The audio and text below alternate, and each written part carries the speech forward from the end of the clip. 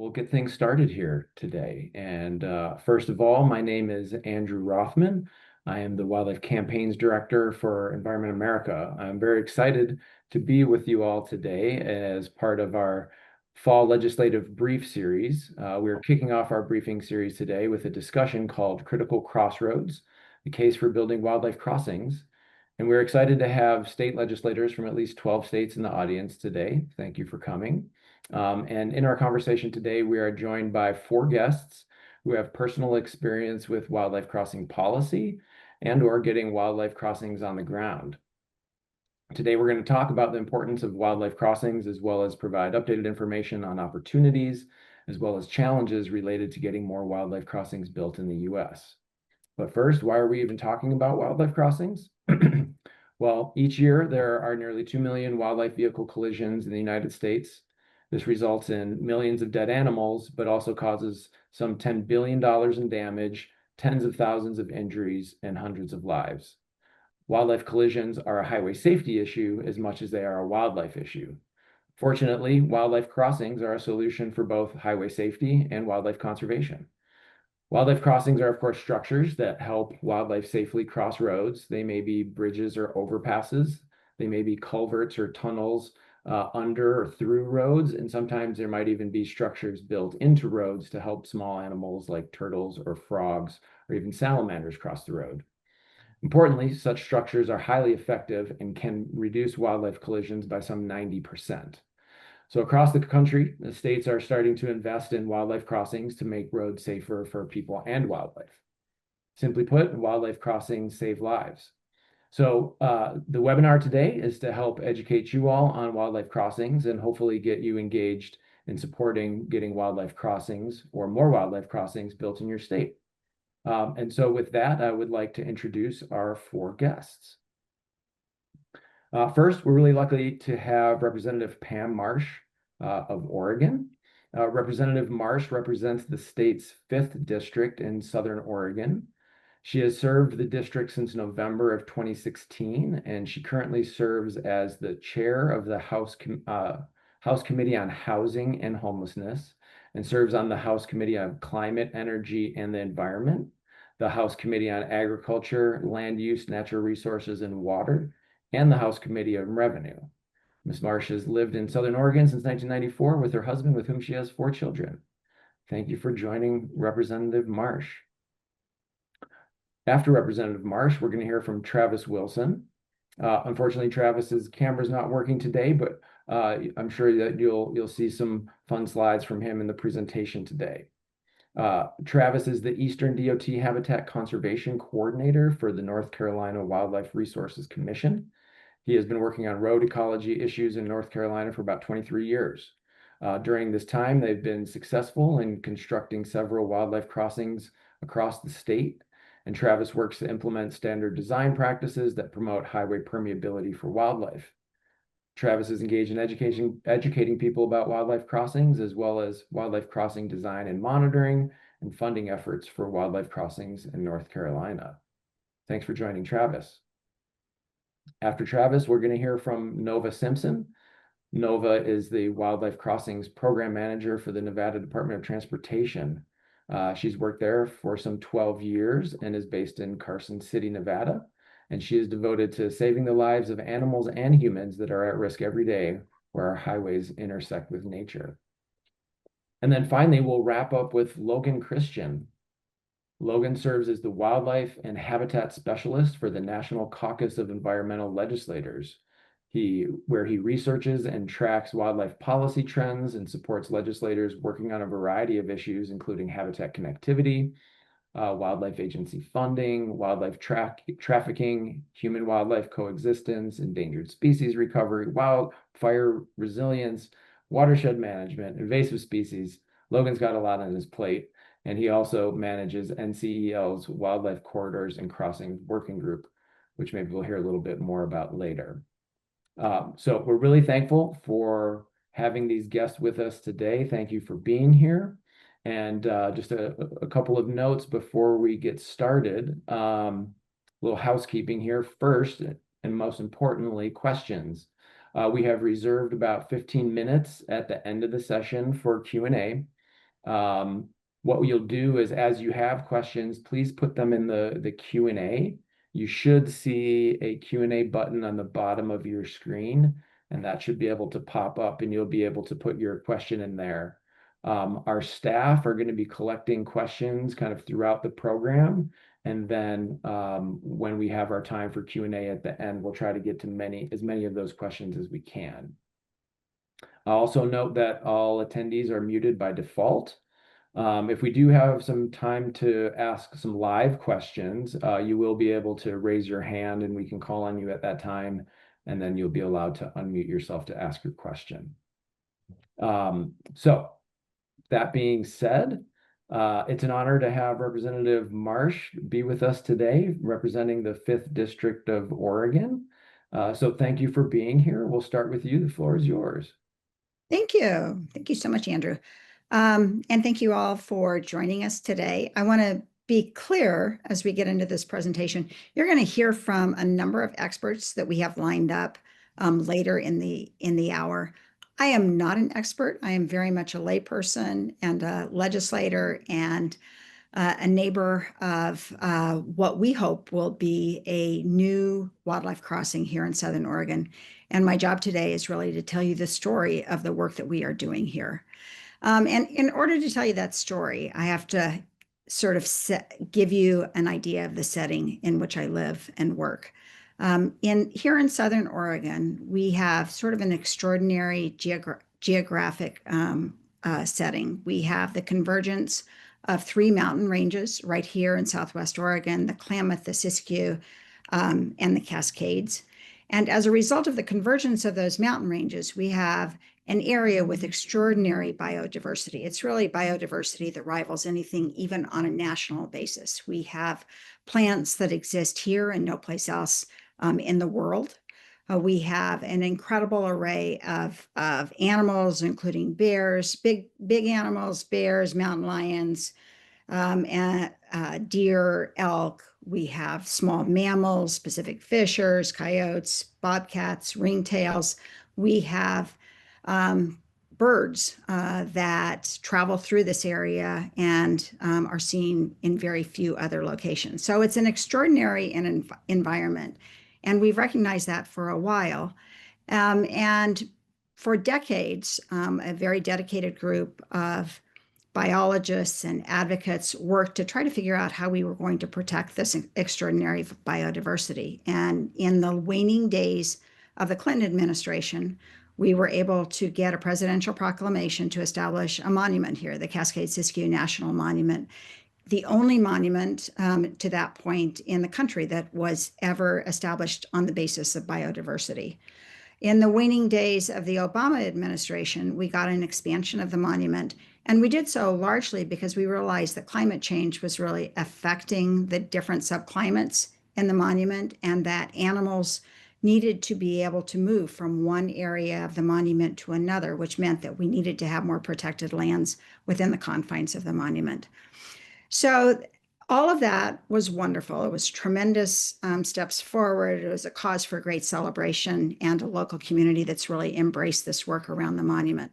However, we have had a big problem, which is that our monument is bisected by Interstate 5. Interstate 5, for those of you who aren't familiar with the West Coast geography, goes from Mexico, basically transects the West Coast. And at the point where it enters the monument in Southern Oregon, I-5 is going over a summit. There's a lot of very fast travel on the downhill part of that summit. There's a lot of travel that's interrupted by winter weather. It's a bad stretch of highway, and it goes right through the monument. So we have been trying, since the monument was in effect, to try to think about what to do about the I-5 presence in the monument. And we had an opportunity when a few different things happened. First of all, in 2019, the Oregon legislature, via my friend and colleague, Ken Helm, passed a piece of legislation that required our state's Department of Transportation and our ODF&W, which is Fish and Wildlife, to start working together on issues around possible wildlife corridors. We know that ODFW had Some parts of that story, and the Department of Transportation had the heat maps to show where animal and vehicle incidents had happened. So we gave them a legislative requirement, no money, which is probably why we got it passed, to start working together and thinking about how we could develop a network of wildlife crossings in the state. In 2022, ODFW had created and released a state map of priority wildlife connectivity areas, in which our area here in Southern Oregon in the Cascade-Siskiyou National Monument was high on the priority list. So that was the first thing that happened, is the state really started engaging in this work in a formal way. The second thing that happened was the passage at the federal level of the bipartisan infrastructure law in the Biden administration. All of a sudden, those advocates who had been thinking and worrying over how to get the animals across I-5 saw the potential that there could actually be some significant federal money put into this.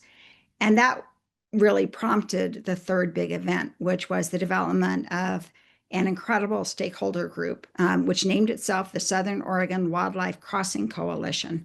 And the stakeholder group was comprised of many of the people and individuals who had come together for the decades prior to establish the monument and then to expand the monument, to do science in the monument, to really understand the treasures that are held in the monument. Those individuals represented NGOs, they were scientists, they were private and public landowners, they were our people from our local university, which is Southern Oregon University, located here in Ashland, right next to the monument. They were conservation partners, they were hunters who understood the importance of protecting wildlife for a healthy population that can be hunted. And very much in the mix was ODOT and ODFW, our state agencies. So those stakeholders came together and started looking at the I-5 corridor and trying to figure out what kind of crossing might be appropriate. I still remember one of the very first treks they took. We all piled. I got to go along, and we all piled into a big white van, which went up and over the summit alongside the freeway. And we got out, and I remember the excitement of biologists looking at old culverts and trying to think about what value they might be, and taking photographs so that we could start to get an idea of the geography and where the most appropriate place for an overcrossing or an undercrossing might be. This work continued for several years. The students from Southern Oregon University were engaged with their professors and started taking photographs and filming the animals actually in real life as they appeared on the side of the freeway and as they traveled over, so that we could start to get some current real day evidence that could help us calculate where and what kind of crossing we might want to put together. In the end, the group proposed an overcrossing at a location called the Mariposa Pass. It is just on this side of the summit. It is the location where both the geographic features on either side will allow an overcrossing to be constructed, and it is a place where we saw a tremendous amount of animal activity on either side of the freeway. This will be the first overcrossing of I-5 anywhere along its span. Once the concept was created, it was fully vetted. ODOT had looked at it, figured out it was doable, figured out it was feasible. We submitted an application to that bipartisan infrastructure program and received unbelievably, on the second shot, we missed it on the first shot, but on the second application process, received a federal grant of $33 million, which was recently confirmed as still being on track to come to us even after the change in administration and some tumult in the program. The state contributed about $3.5 million. A lot of that money has been used for the infrastructure planning process. That was money that we were able to dedicate in total of about $7 million to go to these kinds of projects throughout the state. And Cascade-Siskiyou really gravitated to the top of our state priority list, given the feasibility of the project, the energy behind it, clearly the interest by the federal government in the program. So we are expecting to, we are in the engineering phase right now. We are hoping to begin construction in 2028.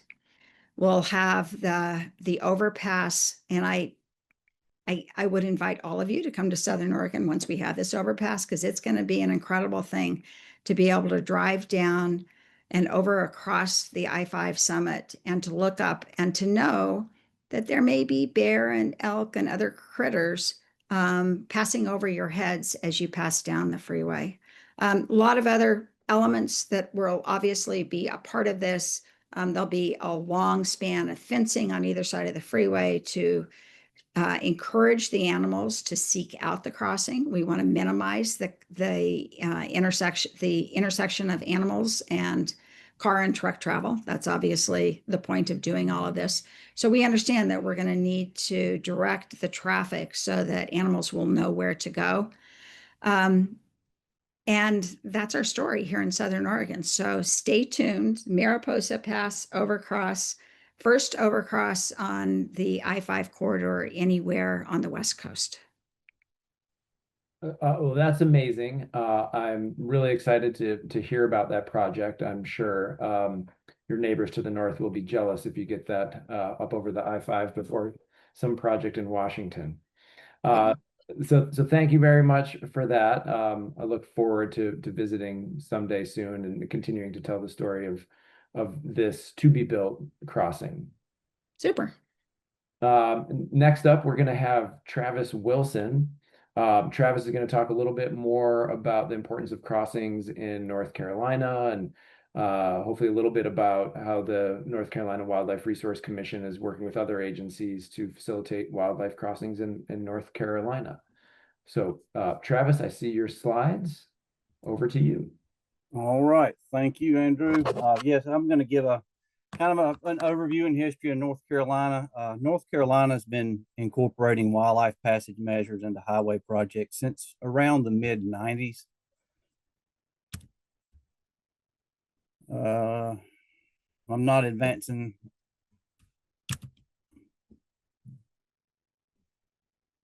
Doesn't look like it. You want to try again? It was working earlier. Not sure. How about now? There you go. All right. So this map shows existing and planned crossings in North Carolina. Due to the scale of the map, some of these points represent multiple structures.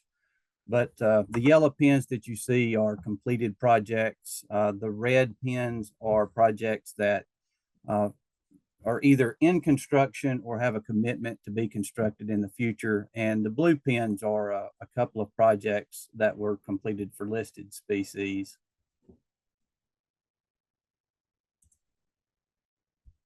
North Carolina has incorporated several different approaches across the state to provide wildlife passage. Large wildlife underpassage, such as these pictured here, consist of bridge structures and wildlife fencing that extends a minimum of a half a mile in each direction.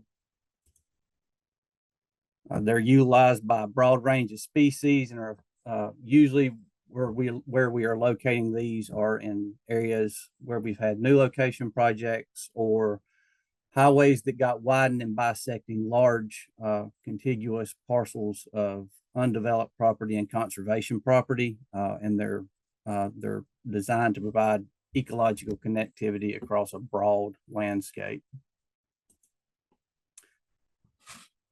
So these represent a more targeted species approach. North Carolina has several structures with the objective of providing crossings for reptiles and amphibians, which was the objective with these two crossings. These projects may not resonate as high with the driver safety aspect as the large underpass crossings. However, they do still have the common objective of improving highway permeability and reducing wildlife vehicle collisions for these species. The next few slides I'm going to go through really highlight the majority of opportunities for providing wildlife passage. Pictured here, this particular project was a bridge in an urban portion of North Carolina. It was lengthened to provide connectivity to two conservation parcels. It was Duke Forest that sits to the north, and federal property that's under state management that sits to the south. The bridge was widened approximately 100 feet. No fencing was provided on this project due to somewhat of the urban natures, the parcel ownership right next to the road, as well as traffic volumes on this road are around 65 to 70,000 vehicles. And so the traffic volume alone is a significant barrier to use. Longer bridges that extend beyond the top of stream bank, providing a riprap free area, or at least providing fill across riprap, like you see at the picture to the bottom right, or that provides a wildlife bench. We have several projects in North Carolina like these. Some will incorporate wildlife fencing to further improve the effective area of the crossing. Some that are in the more urban settings, like the previous slide, do not incorporate fencing. And so we have numerous of these type crossings statewide. This represents kind of just a standard design improvements that we've worked with North Carolina Department of Transportation on for incorporating into their hydraulic designs when looking at stream crossings, so that we can also provide terrestrial passage improvement with those structures. We see a tremendous amount. Apologize, my slide forwarding continues to disappear. We see a lot of terrestrial wildlife usage of culverts, so we don't want to undervalue those culvert structures as being able to provide beneficial terrestrial passage.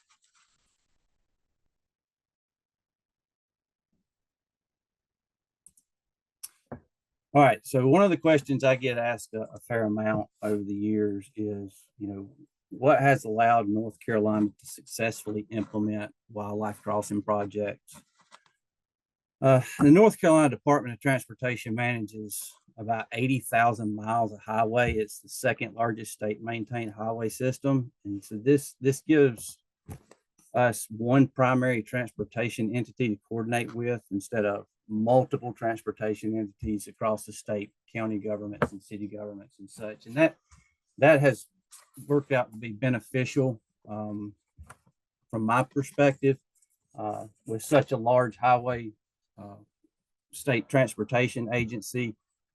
Most of the state and federal agencies in North Carolina that are involved in the planning and review of transportation projects have positions that are dedicated to working on transportation projects. My agency, the State Wildlife Agency, has two.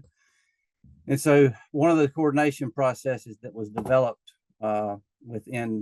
between those agencies is a NEPA 404 merger process. This puts our positions at a table during the planning of transportation projects, which is where most of our wildlife crossing improvements have occurred, is with the planning of funded transportation projects. It puts us at that table with an outline process where we are signatories as projects move forward. That allows us to bring up concerns early about wildlife passage, start that communication early with all agencies at the table. And wildlife crossing projects require a lot of coordination, patience, and compromise. And so having that process in place has really been beneficial. We also have an MOU directly between North Carolina Wildlife Resources Commission and the North Carolina Department of Transportation. It's not established as much for that planning process, but it does reaffirm the commitment of the two agencies to work on wildlife passage issues. And it did have a couple of specific deliverable action items in it. One was the development of a wildlife passage guidance document pictured here. And the other is a recently released roadkill app to help the Wildlife Commission and DOT collect better data to better inform our decisions on wildlife passage and where those projects will be located. And with that, that's it. We're holding questions till the end. So thank you. Excellent. Thank you, Travis. And it's great to see some of these images in particular, both of the diversity of wildlife that are using the crossings, as well as just the diversity of what crossings look like. I know that it's likely that a lot of people think about wildlife crossings and they kind of only think about, potentially big overpasses. But there are lots of different opportunities to incorporate wildlife crossings into road infrastructure. And I think that your slides help demonstrate that point. So thank you. We're now going to move to back to the west and jump to Nova Simpson. Nova is going to share some information about the status of wildlife crossings in Nevada and what the Department of Transportation is doing there to help get crossings built, along with some of the challenges of getting them built as well. Thank you, Nova. And you're on mute. There we go. There you go. Great. So yeah, today I'm going to talk a little bit about a variety of things that we've done in Nevada that would hopefully help some of you in other states pursue similar actions. So ultimately, just wanted to touch on why this is important. Sometimes we feel like we're preaching to the choir and we forget to slow down and highlight these facts that are across the board. In the US, we see an average of 1.8 to 2 million animal vehicle collisions annually. With that comes approximately 200 human fatalities and an annual cost of up to $10 billion per year. This isn't just happening with people like myself and you, but also a lot of our first responders, which has a trickle down effect to those that they're trying to help as well. So something that always comes up is cost. Like, what does this actually cost per accident? And how does that affect each individual? And so we were lead on a pooled funds study, and that came up with a variety of costs based off different species. And so you can see here, it just has general costs for, like, we'll just look at deer, for example. Vehicle repair on average is just under 4,500. Human injuries, about 6,000. Human fatalities. Now, this is an average cost per fatality. And so with fatalities relatively low, the average cost is relatively low. But when you look at actual human fatality per fatality, it's upwards of 10 or more million. So I just want to highlight that. So the subtotal for one accident on deer is approximately $14,000. Something that we don't typically add in, which we should really start to consider a little bit differently, is what we call passive use values. The passive use value essentially is taking the value of the animal itself, and that could be looked at from hunting, tourism, animal viewing, things to that effect. And so when we add in a passive use value, it's obviously very variable per species. So again, looking at deer, which is one of the most commonly hit species across the US, we're that now looking at, instead of 14,000 per accident, approximately 19,000. Now that varies, each individual column and row varies based off the species.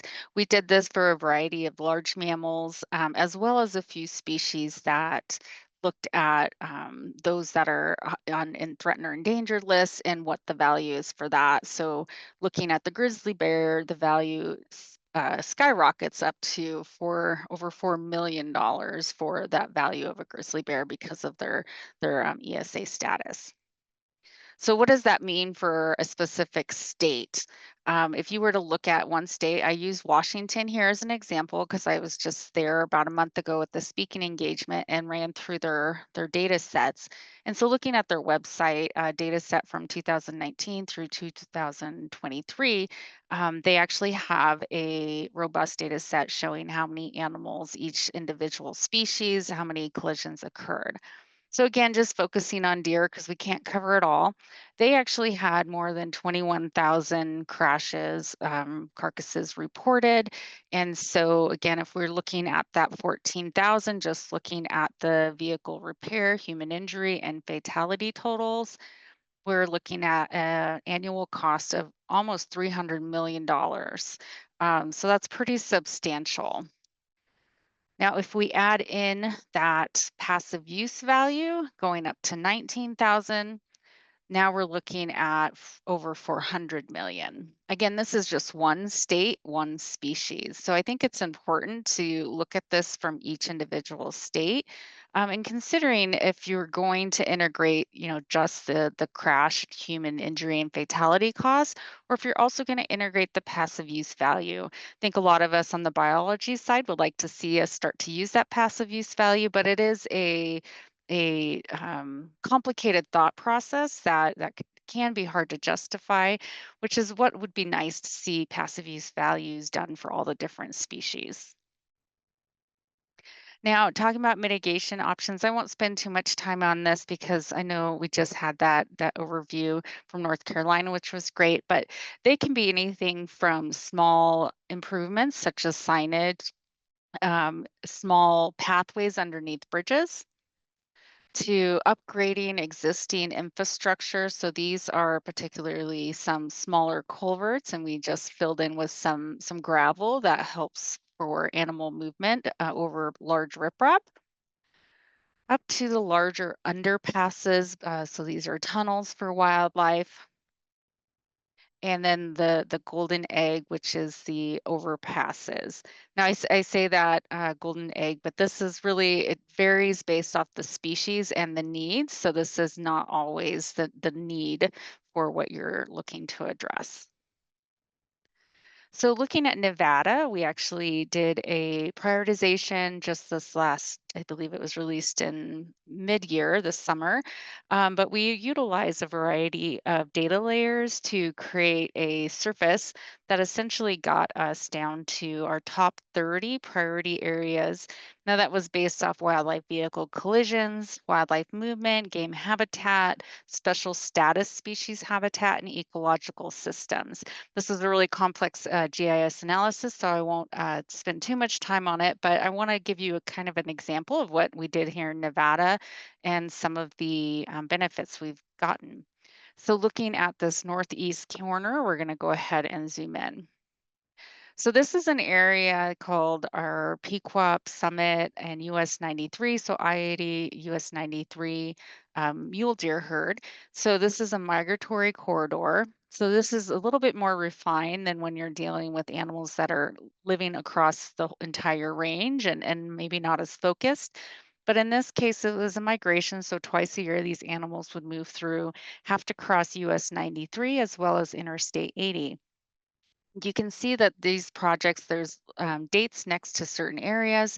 Those are the dates that those particular areas were completed. And it ranged from everything from just tying existing fencing into structures, as well as building of brand new structures. Some of those pictures in the prior slides were actually from this project. So it took over a decade to complete this whole project. But as you can see, the different areas where we have the structures and where we have the migration corridors, as well as the hot spots for animal vehicle collisions, they line up really, really nice. So this is like an ideal scenario. Now, if you're not super familiar with this kind of project, I would recommend going to our friend YouTube and looking up this particular video. It's about 12 minutes. I do preface this that it does have some graphic footage in it, but it's a really great example of how these crossings can help these particular species of wildlife as well as human injuries. So now just giving you kind of an example of the data that came in behind it. This is a map and effort done by USGS. And we'll just look at B, for example. This shows the before and after of certain areas. So the middle one there, B, is Pequot Summit. C to the right is Silver Zone. So it was, again, another small area that was further off to the right of that first map. And so it's just showing that before construction versus after construction collisions, the white being before and the black being after. So you can see some of these projects and some of these areas have had like almost like an elimination of animal vehicle collisions. Or there's some areas that still have a few issues going on. Maybe it's animals coming around a fence end, or it was a bad snow year and animals were literally able to walk up and over the fencing. So it's a constant monitoring and a constant, looking at progress over time.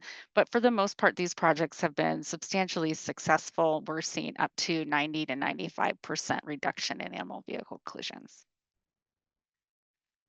So one of the things that Nevada's done is we've gone through a variety of executive orders and legislative efforts, looking at laying the groundwork to help us look at making sure that we don't do this just now, but into the future as well.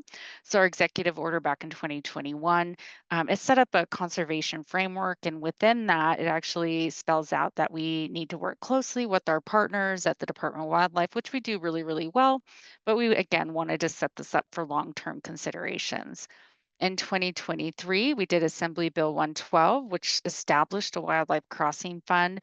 It was funded with $5 million. And the intent of that is really to look at state funds for federal grant opportunities. Now you'll see with some of the costs that you may have in your own state, 5 million won't go a long way, which is why it is a seed fund. Our intent is not to use that as a direct fund for crossing projects, but just a match, a state match for federal opportunities.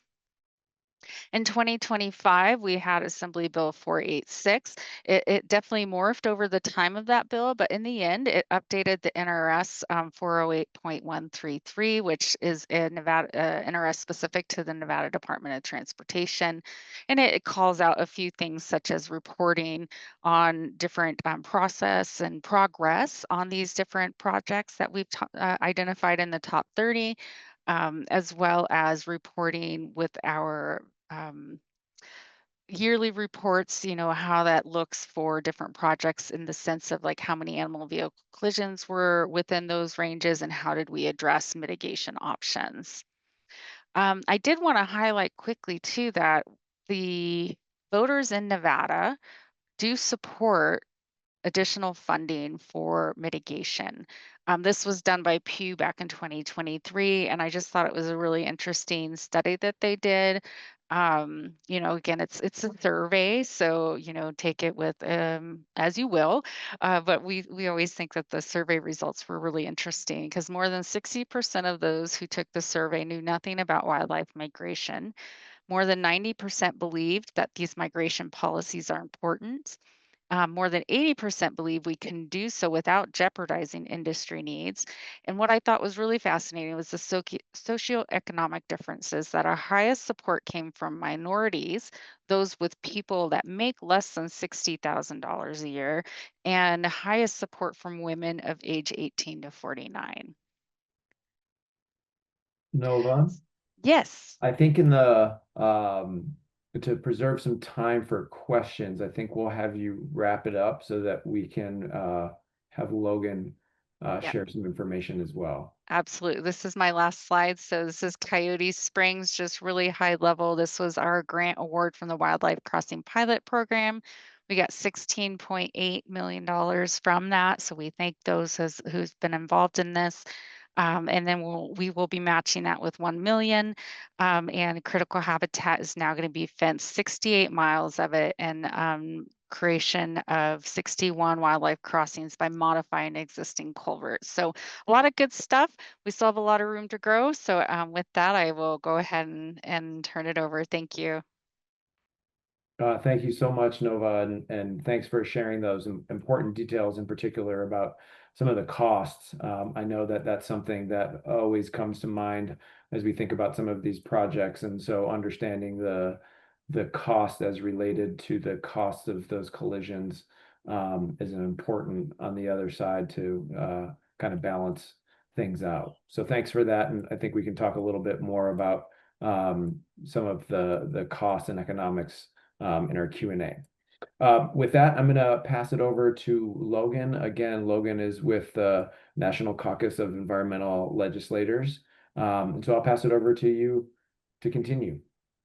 Sounds good. Thank you, Andrew. And it's been great hearing all these examples in states. Had no idea about the crossing in Oregon, Representative Marsh. That was really interesting to hear about.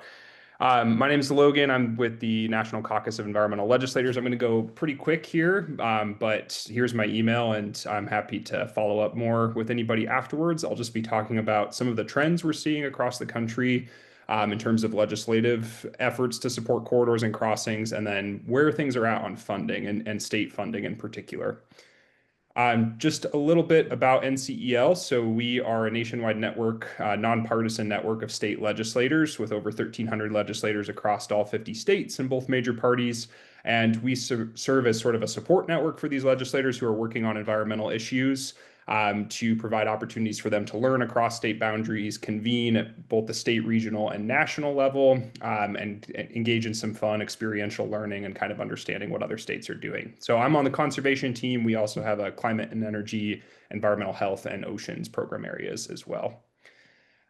So I think my co-presenters have done a great job covering this issue, and a great intro to the issue, Andrew, at the beginning. But just to kind of set a little context, crossings, of course, are really where the rubber meets the road, no pun intended, on kind of habitat connectivity and the safety issues and public health issues that we see with across this issue. But really, it's kind of nested in this broader issue too of habitat connectivity. That's just the degree to which landscapes are connected and can kind of facilitate the flow of ecology and ecological processes. So when we're thinking about state legislation supporting wildlife corridors and crossings, it's good to think there about everything that happens at the road with crossings, which has really galvanized a lot of public interest and support. And also there's a lot happening beyond the roads too. And so I'm going to share some examples kind of from both of those areas. How are states tackling this issue? There are so many examples that we could share and talk about. And so I'm going to kind of be broad and talk about some trends, starting with an incredible amount of legislative momentum we've seen around this issue. So since 2020, most of the bills have been enacted on this issue have just been in this last 5-year period. 1999, if you're looking at that side of the graph, that was the Florida Forever Act. So these are just bills over time that states have passed on this topic of corridors and crossings. In 2016, there was a little uptick with a few states starting to kind of copycat other approaches that have been tried around the country. 2018 and 19 was a big year with several states, including Oregon, passing legislation to kind of look statewide at this issue and identify corridors. And then really, it was the effort of states in passing these bills that signaled to the federal government there was a need for federal funding. So not only did that kind of come from states, but it then encouraged even more states to get involved to take advantage of the Wildlife Crossing Pilot Program and the other money that was made available in 2021 with the Infrastructure Investment and Jobs Act. So this momentum is continuing. We're seeing, kind of a plateau now, but about 20 to 25 bills have been enacted each year for the last couple of years. This is a map showing which states have enacted policy on this topic. So about half of US states have enacted over 100 bills, and about 80% of that legislation has been enacted in the last 5 years.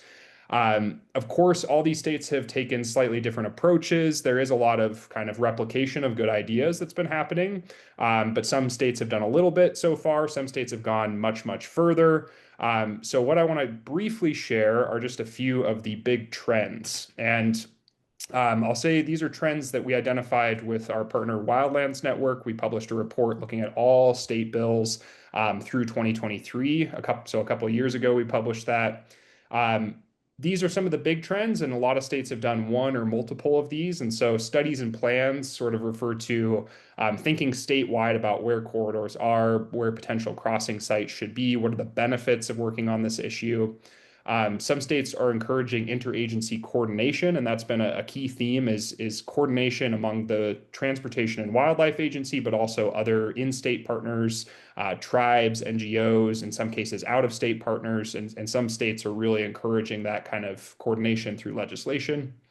Funding, of course, is major, and I'm going to spend some more time on that in just a sec, but that can be funding for land conservation to kind of conserve those habitat corridors, or funding for crossings, which has kind of been a more recent theme. And that can be everything from the planning and design phase to the actual construction, monitoring, and maintenance, all of which require funding. Habitat, we saw a lot of bills and have been seeing bills that kind of think beyond roads to just where in the state should we be conserving lands and how can we do so? Because there's a lot of state variation in things like conservation easement law, and other mechanisms for engaging private landowners, kind of the federal state land management nexus. So habitat really just refers to everything beyond roads and how states can support kind of habitat connectivity writ large.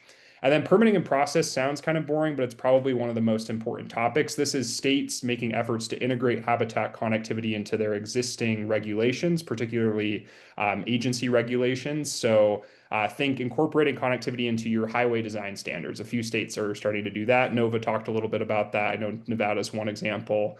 I know North Carolina, Travis just mentioned some examples of that. And so some of that's been encouraged through legislation, some of it's been done voluntarily. But that's just how it relates to transportation. Permitting and process can also be integrating connectivity into renewable energy development and siting, land use planning. So there's a lot of ways states are kind of thinking about this, like permitting and process aspect of this issue. I'm not going to get into all these examples. These are just some of the examples of different bills that kind of fit into these categories. But really what I want to focus in on, and I'll share our report afterwards too, or maybe Andrew can pass that along that summarizes all of this, is funding. So funding has been really kind of the crux of this issue, especially on wildlife crossings in particular. And we're starting to see some themes kind of emerging of how states are tackling this. So creating a dedicated account for wildlife crossings. Colorado was one of the first states to do this. They established this fund that can receive money from appropriations, grants, gifts, donations, federal funding, bonds. So all these accounts are usually kind of a grab bag. They're made to sort of be a housing place for funding on this issue. And then several other states have followed suit in creating a similar dedicated fund. Maine actually just recently made one specifically for updating culverts, widening culverts to allow for both flood resilience as well as aquatic organism passage. A lot of states have just done appropriations as money is available, kind of when it's politically or budgetarily possible. And so a few states have done that, appropriated funding to implement their existing corridor action plan. New Mexico is a really good example. They just did $50 million this year, the largest one-time appropriation for crossings to date. Oregon has done that as well. Some states have done smaller appropriations for individual crossing projects. California is a good example, appropriating $7 million for the Wallace-Annenberg crossing, which I'm sure folks have heard of. It's the kind of the big crossing that P-22, the mountain lion, kind of galvanized the support for. Federal match. So Utah was really crafty with getting $20 million appropriated specifically to be used on matching federal funds to take advantage of things like the Wildlife Crossing Pilot Program. So appropriations are a great tool. They're not always available. It kind of depends on budget surplus. A few states have used lottery revenue. Some states are issuing bonds, and usually that's to conserve habitat connectivity. It's not been used as much for crossings, although Maine has done a little bit of bond funding for crossings.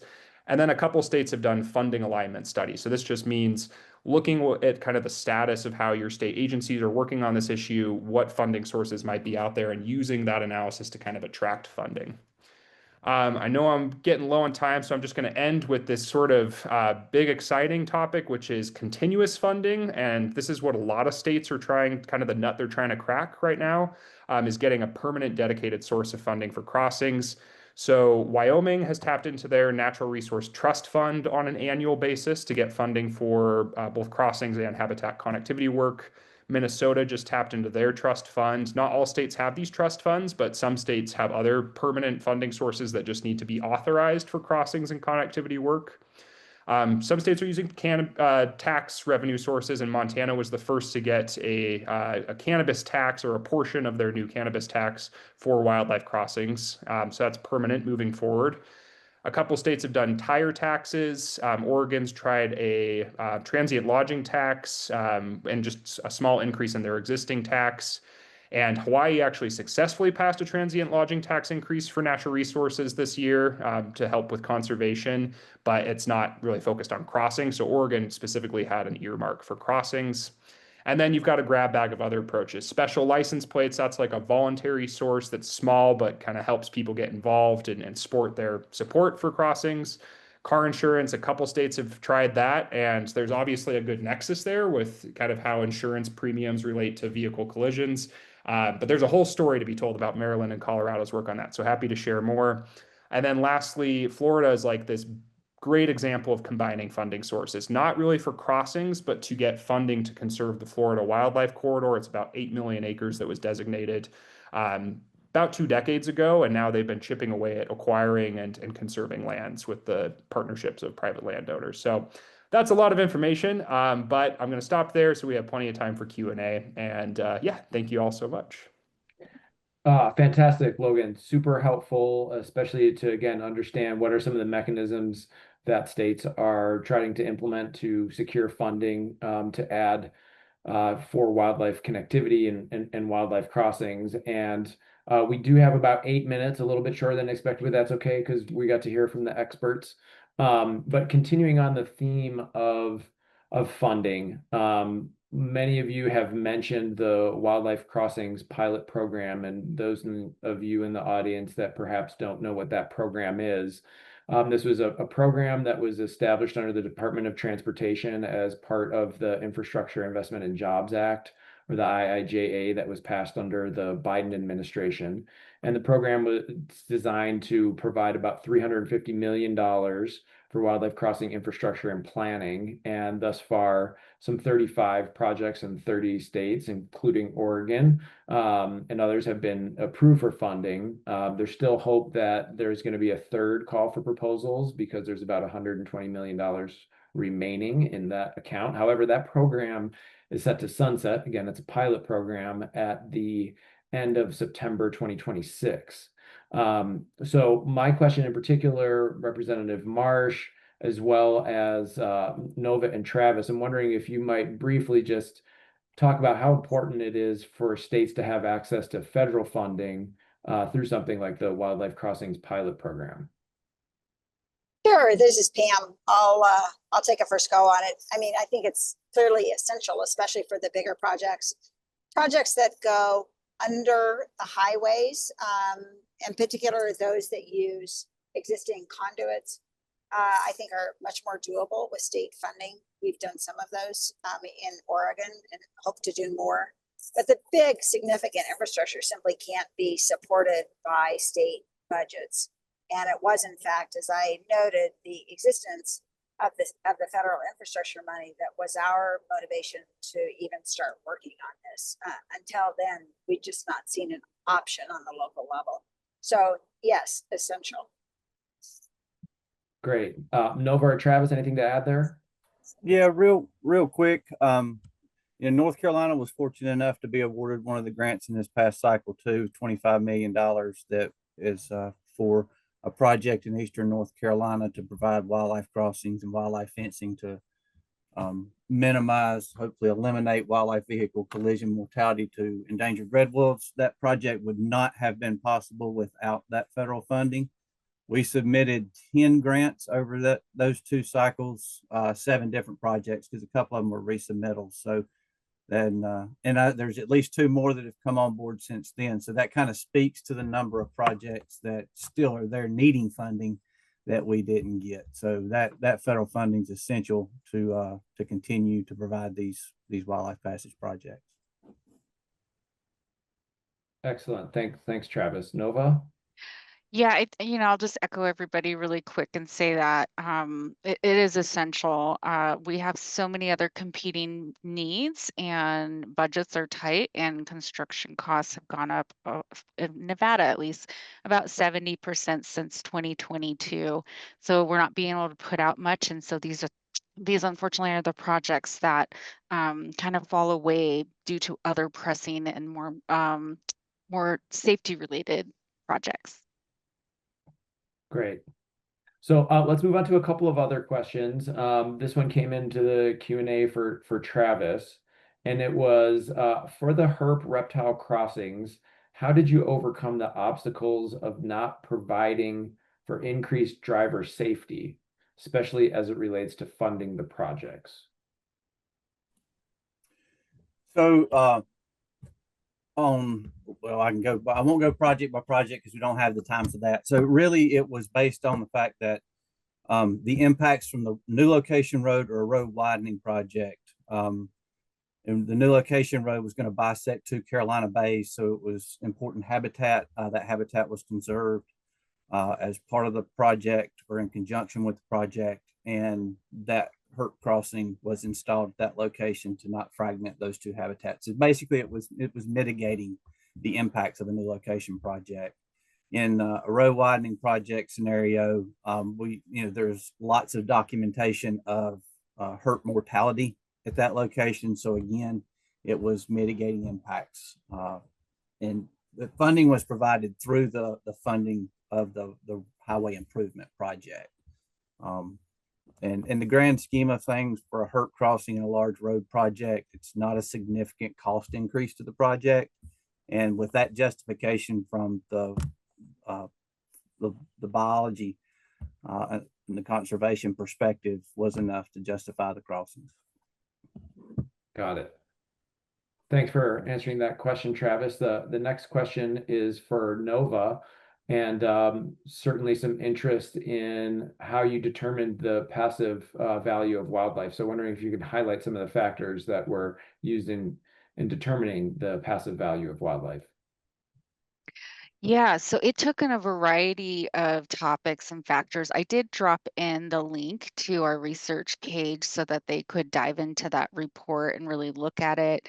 But essentially, the agency that worked with us or the consultants looked at using surveys to really poll the different people in those areas what they would be willing to pay. There's obviously a lot more that went into that, but I think that's kind of the high level answer. And please feel free to take a look at that report and follow up with me directly, or our team with WTI that worked on that particular project for a lot more information. Great. And if you do have information like that, Nova, that you'd like to get out to participants, or if any of the panelists have that information, I'll ask that the attendees go ahead and send me an email. I will share my information in the chat, and you can request information, and I'll try to make sure you get it. Or you can put it right in the chat. Thank you, Nova. So to wrap up here, Logan, I want to give you a chance to talk a little bit about the Wildlife Corridor and Crossing Working Group of NCEL. There's a number of legislators or their staff on the call. Can you just tell them a little bit about that group and why they might want to participate? Yeah, absolutely. So just to clarify, also NCEL, it's free to be part of. This is a network by and for state legislators, so we really are here to support you. So we have working groups around various issues that are kind of common topics of interest, and corridors and crossings, as we just saw from those slides. It's a really popular topic right now and of interest to states. So we have a working group. There's about 80 state legislators. And part of that working group, we meet quarterly, and we rotate topics. Usually there's some discussion around crossings. That's been a big focus in the last 2 years.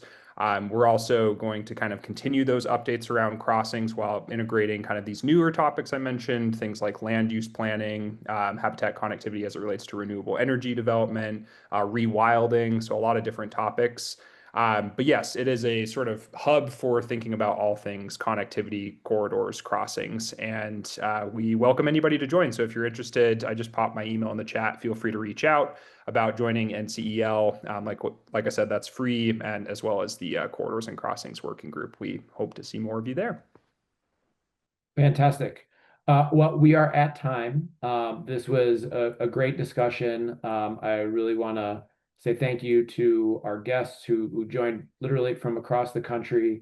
It was great to have you here telling your stories about highway safety and wildlife conservation through wildlife crossings. Want to thank everybody for joining and hope to see you on one of the next parts of our fall briefing series. Thank you so much. Thanks, Andrew. Thanks, everyone.